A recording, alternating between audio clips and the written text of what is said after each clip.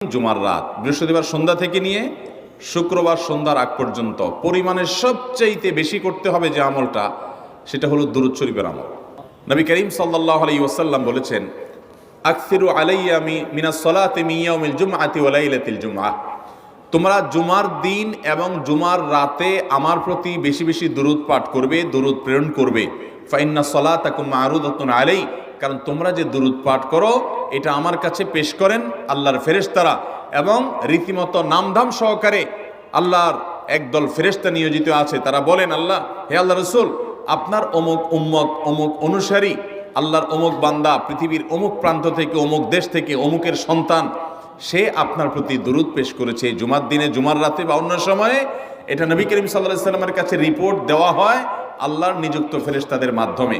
এই জন্য শুক্রবার দিন এবং রাত, অর্থাৎ বৃহস্পতিবার সন্ধ্যা থেকে নিয়ে শুক্রবার